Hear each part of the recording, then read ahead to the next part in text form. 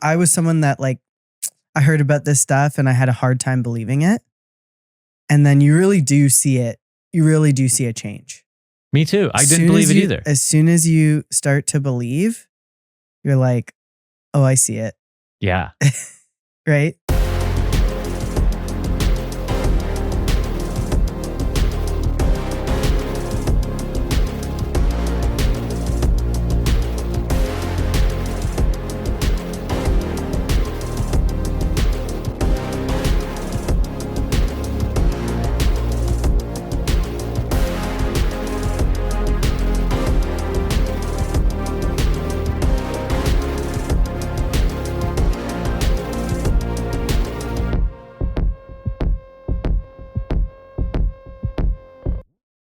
The power of words. The power of words. No, way deeper than that. Well, it is kind of that. The power of self-deprecating humor. I used to literally joke that I sucked at everything. You did. And then you know what's funny about that? That's funny, not unfunny, is that it became true. Yeah. You know, and I didn't realize how much me joking about that. I see it now in so many people where they're self-deprecating. That's like their default.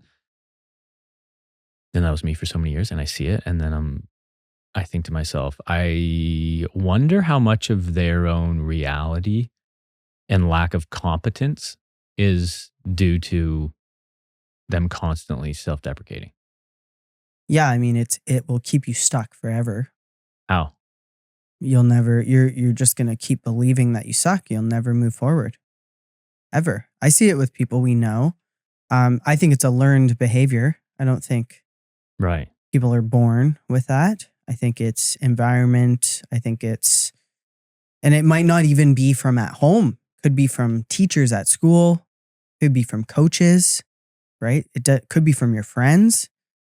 So this is not to say that anyone that self-deprecates has a bad home life. Could have been from anywhere, right? But fortunately, I wasn't exposed to that. I was exposed to pretty much the opposite of that. And it had been like, I don't know, I felt unstoppable. And that was the internal dialogue. And I felt like I accomplished a lot all through high school, university, going into competing. And then lately I was feeling like, wow, I say a lot of like, not negative, but like. Not uplifting? Not even not uplifting, just cold, hard identity markers of myself. Do you know can you give an example or no? You'll call me out on it when I say it. Like, I'll just say like, oh, I can't do this. And you're like, wait, what? Like, yes, you can. And it's like I'm doing an out of body experience. Cause it's like, oh, I don't actually believe that. I don't know why I just said that.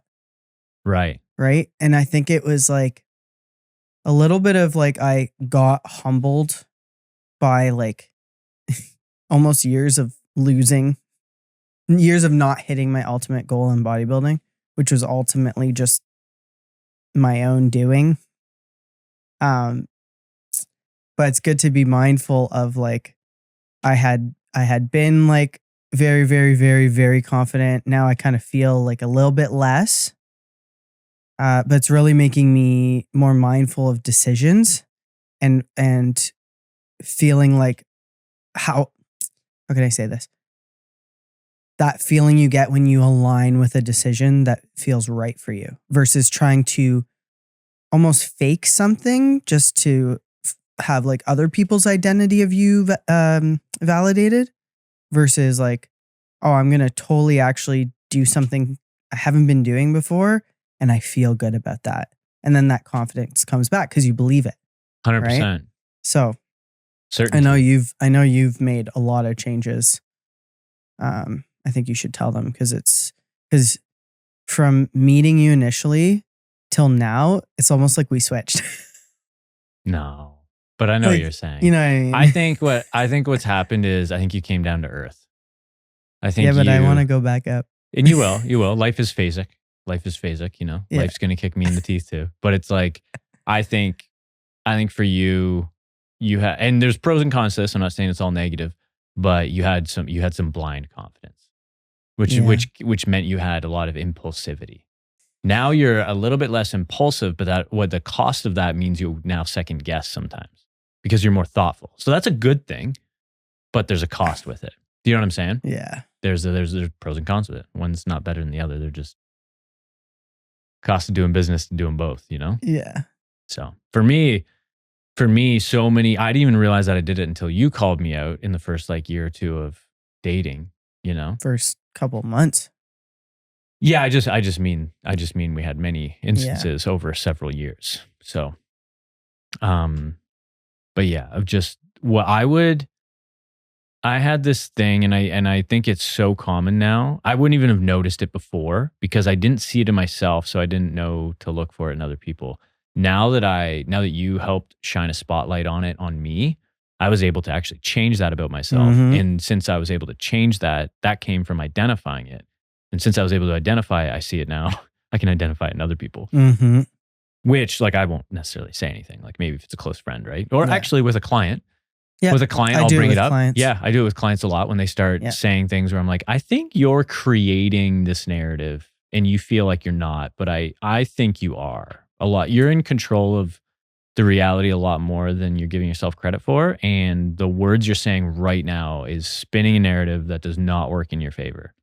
So let's change that. Let's see what we can do to change that. And specifically, self-deprecating humor is a funny one because it's almost more insidious because it's like, I used to do this all the time. What's everyone's cop out for that? I'm joking. Oh yeah. I'm just kidding. Oh, I'm just joking. Well, so that's why they call it humor. Yeah. When it's not really humor. It's kind of really dark. Yeah. But I just mean, I just mean it'll, you'll hide behind comedy and be like, oh, well, since it's a joke, I'm not being serious. And if I'm not being serious, it doesn't matter.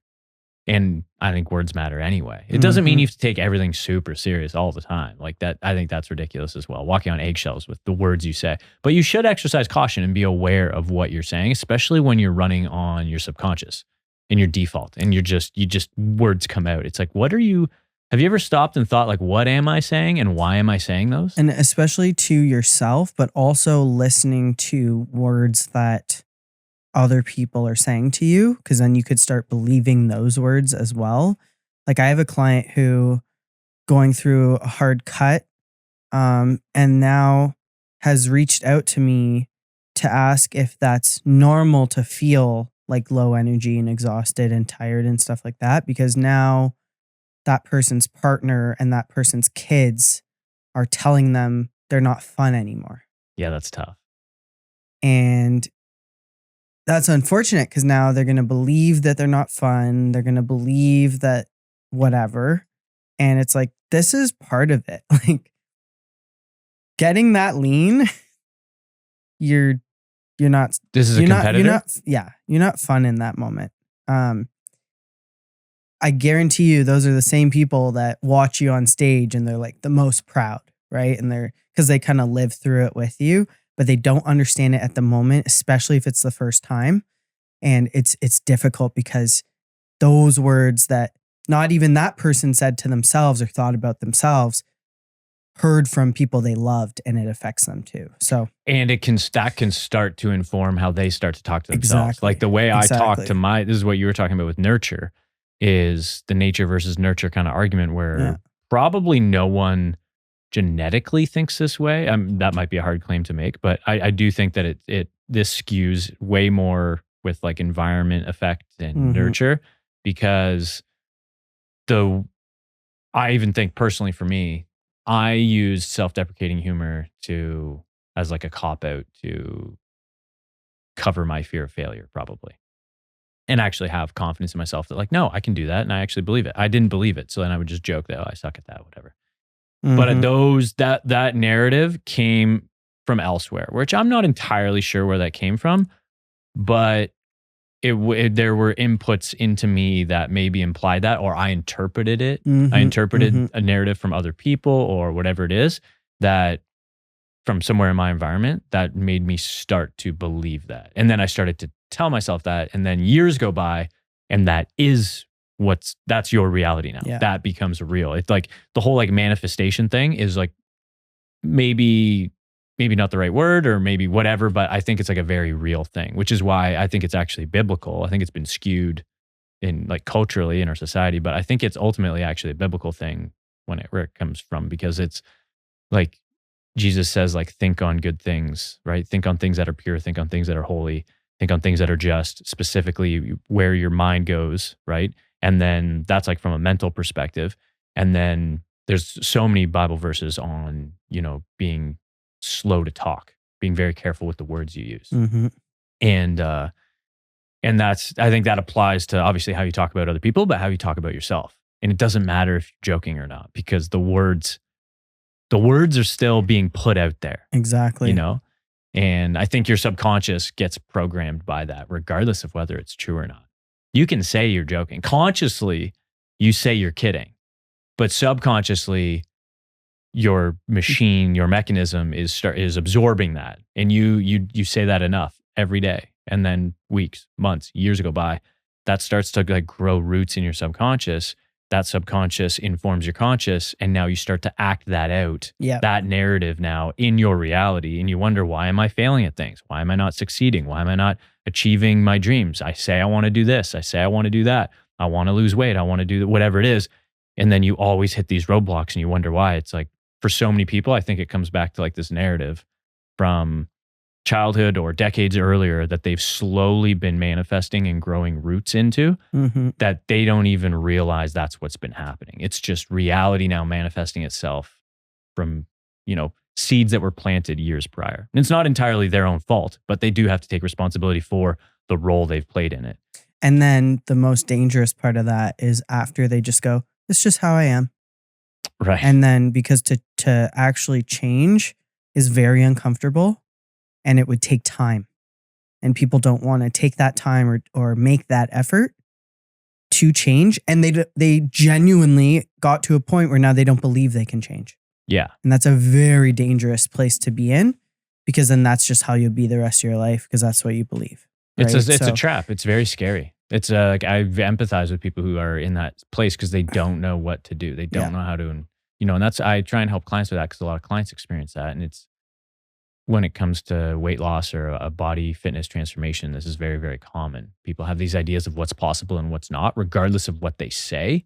They can say they want to achieve this, say they want to achieve that, but their subconscious programming is not in alignment with that. And that's where they hit friction. That's where they hit roadblocks that they can't seemingly move past, at least at the rate that they expect they should. Yeah.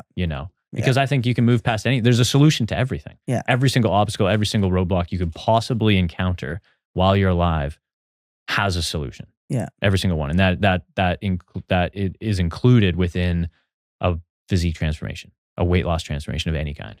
Yeah. With my clients, there's some that speak very highly of themselves, are very confident. And then there's others with lots of doubt and self-limiting beliefs and stuff like that. And what I'm trying to do with them now is mindset training.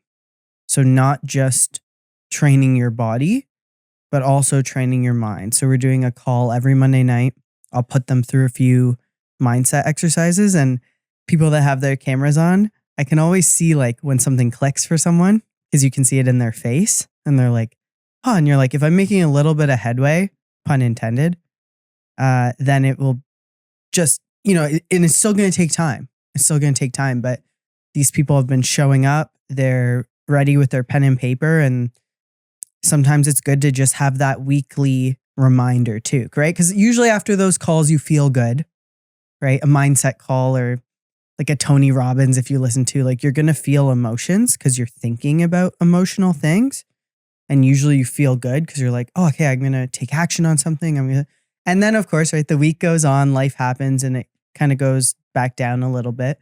But how I'm looking at it is if we can continuously kind of staircase, just like you would staircase down with fat loss, we can slowly staircase up so that the trend is up, then I'm happy and doing my job there, because it helps me too, doing those calls. 100%. So yeah, you gotta direct people, and because like we share our own challenge. We're doing that right now, sharing our own challenges with this. It's like, I can help people and help my clients with improving some of their mindset around these things and challenge them with some of the stuff that they're saying. Being like, hey, I think we should look at this different. I think we should use these words instead of this. Like, what about this? I can respectfully challenge them in every regard. But like, I'm not the teacher. I'm just a teacher. Like I'm a student of this. I'm literally working through this stuff on my own in my own life. Like right now. It's what they say. It's good to teach it to learn it better or whatever. Because then I hope that some of those people take it to some of their family members. Yeah. And it just kind of spreads. Yeah. Yeah. Spread 100%. The positive thinking. It's true. I think we've brought it up a few times, but when I read Psycho-Cybernetics at the end of last year, blew my mind because it was all about this stuff. It was all about the role of your self-image, and how you actually view yourself will determine your likelihood of success in life with whatever endeavor you pursue. And there was actual evidence. I think that's why you like that book too, because it was like, no, here's a study. What was the one where not even just that. It's just him just sharing, like, even just anecdotally being like, here's what I noticed. Like empirically, like, here's, you know what I mean? Here's my experience and here's what we're seeing observationally in the world. And this is why I just like hearing people's proposed mechanisms of why things work. Yeah. Do you know what I mean? Like, I don't But need even a like when they were talking about like the kids that were in the school for the mentally gifted classes. No, they were in the like lower education school. And then they were told they were in the wrong school. They got put into gifted and they all did amazing. Yeah. Like, that's crazy. Kids were just told they were gifted and then they started getting better grades. Yeah. Yeah. So, and that's proof that you can be, if other people can influence your mind and self-image, which then influences your behavior and actions and decisions, which then affects and creates your reality and your actual experience in this life, then why can't you do it too? And that's kind of one of the arguments that the author of Psycho-Cybernetics says, where you can just choose what inputs you want to put into your cybernetic mechanism and your subconscious programming. You're already going to be absorbing something. Whatever the media is you consume, whatever your parents say or don't say to you, whatever your friends say or don't say to you, the music you listen to, the podcast you listen to, whatever your spouse says to you, all of the coworkers, all of these things are being put onto you and you are exposed to them, and they will inform your subconscious to some extent, depending on how aware you are with them and other contextual factors, I'm sure, right? That we don't really know about and can't measure. But if we know that all of that information is going to be informing your subconscious, why can't you just do that yourself? Yeah. And you can do it to your advantage. It's like hacking the system. It's so cool. It's like I can just start using words and mantras and visualization techniques, and I can do these things to start to mold and shape and program my subconscious to literally get the outcome that I want in my life. And that effectively shapes my reality. Does it shape it tomorrow? Maybe not. Maybe it takes time because you're kind of planting seeds, watering them, letting them grow. But it's going to work. The longer you do it, you stay consistent with it, you're going to start seeing the world in front of you start to shift. Yep. And start to change. That's what people always want to know, the secret of like champions and like why people win. Like, what are they doing? This is what they're doing. Their mindset is in check. They're believing in themselves. Even like C-Bum talks about it a lot, right? His whole champion mindset thing. Yeah. No quit, right? So even, like telling yourself, hey, I'm never going to quit. I'm never going to give up on myself. Supporting yourself in that aspect too. Very important for success. Very important for success. And I was someone that like, I heard about this stuff and I had a hard time believing it. And then you really do see it. You really do see a change. Me too. I didn't believe it either. As soon as you start to believe, you're like, oh, I see it. Yeah. Right? Yeah. For me, both physique-wise, business-wise, things like that. It's pretty incredible. Yeah, it's the same as fitness. Fitness. Like if you've never done anything for your health as far as going to the gym and training and eating healthy, and then you do it reasonably consistently for long enough, let's say several months, long enough that you should see and feel some type of change, then once you see that result, that can become addicting. That's a very common experience for a lot of people. You stay consistent long enough and then you go, whoa, okay, this does work. I'm literally seeing my body and mind change in front of me from the decisions I've made prior. I'm planting seeds, watering them, watching them grow, reaping the rewards. Okay, that's cool, and that's the exact same principle that you can apply to your own mind, which then creates your reality at large in the entire existence that you're going through in life. It's badass. It's badass. It's a hackable system that you can go in and push buttons and then program it to whatever you want. I want this thing. I don't want this thing. I want to feel these emotions, whatever it is. And you can kind of go into your system and you can start to feed yourself a narrative that will eventually spit out that reality. So I have a tangible way that I do that. Okay. What way do you do it? Good question. I guess for me, it's so wide ranging now that it kind of depends on the context of my life. But so if I'm just going to pick something generally speaking, like a ritual that I do, is the one that I'm doing right now. I'm actually doing horribly not very consistent with the mindset journal. So that's a really good one. The mindset journal, Sam bought it for me. And I love that. It's a really, really good one. So that's something that's a good example of something where I want to be consistent with it, but I'm not. So that's one that I got to come to terms with and figure out like, okay, what's my block here? What do I got to do to make this happen? Right. But the one that I am consistent with is I wake up at 5 a.m. and then I make a coffee and read the Bible. So doing that and putting that information from the Bible, the ultimate truth source, into my brain right away. And that's what my eyes are looking at. That's way better. I'll still go on my phone here and there, but I won't be consumed by it. I won't just go into my phone and then just, okay, check on my apps, blah, blah, blah, blah. It's I come down and I see you know what I mean? reading it. Yeah. So I'll put that off. Won't let myself kind of go unabated into the abyss of the device. I go into the abyss of the divine instead. Yeah, that's good. So I go into the Bible first, and that's been a really, really helpful one. So I'll do that. Yeah. And then the other one that I'll do is I'm trying to think, because a lot of my strategies that I've gotten really good at now when it comes to manipulating this narrative for myself in a way that's advantageous is very reactive. So what I'm good at now is identifying a situation that's negative for me. It's not giving me uplifting emotions. This doesn't make me feel good about myself or my life or how I feel. And then I'm good at identifying that and then being like, okay, cool. What's the narrative I'm telling myself right now about it? What is the thing I believe to be true that is not making me feel good about this scenario? Identify that. And then I go, cool. How can I change that so I feel at best or at worst neutral about this scenario instead of bad, but at best I want to feel good about this scenario. So how can I take something that's giving me negative emotions right now? How can I take that and spin it so it's actually the opposite and making me feel good?